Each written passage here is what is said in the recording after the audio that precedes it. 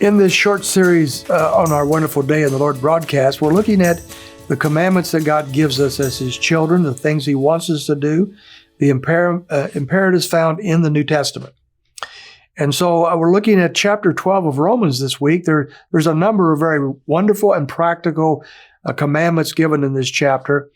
And we left off yesterday by looking at the first two verses and the fact that we are not conforming to this world. He tells us very directly not to be conformed to the world, but He also commands us to be transformed by the renewing of our minds.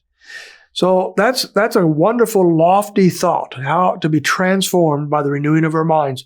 Our minds change in such a way that it brings about transformation in our everyday life and our everyday walk. But it's easy for us to not really have handles on that. I mean, what does it really look like to live in such a way that we're transformed by the renewing of our mind? What does that look like in our everyday walk? Well, I think the rest of chapter 12 fleshes that out for us. There's a number of other commandments we'll look at, but this is going to show us how to live in a way that is countercultural, how to live in a way that is not conformed to the world, but a way that in which we think and live and choose very differently than the world does. And so we're going to drop on all the way down to verse 9 for that. Let's look at some of these today.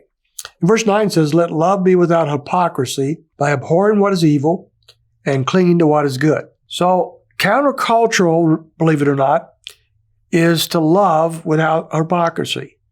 We love, and not in a hypocritical way, not in a way that lifts ourselves up, or in a way that we're going to show love to you because we're going to get something back from you, but a very pure love that is done because of a pure heart and with the intentions of doing good to someone else.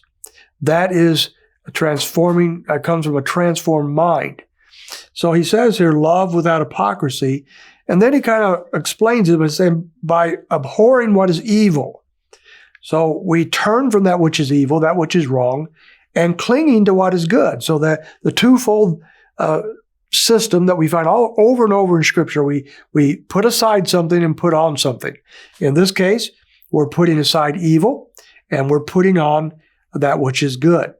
And so that is loving without hypocrisy. In verse 10, he goes on, being devoted to one another in brotherly love. Now, he's talking here in the context of the church primarily, and he's talking about how Christians should be devoted to one another in brotherly love. This kind of love is a little different than the love mentioned above. It's a fondness love. It's an affiliation love. It's a love because of our relationship with someone else. And he says we should be devoted to one another in that kind of love, even giving preference to one another in honor. So this, again, is countercultural. This is not normal. By normal things are to give preference to ourselves. Normally, we lift ourselves up. We want people to see us and see how good we are and what we have accomplished and our benefits to other people, whatever. And so to give preference to other people in honor is not normal. It's not natural. It comes from a transformed mind. It comes from the mind of one who realizes that Christ is the ultimate purpose of life, and we're not the ultimate purpose.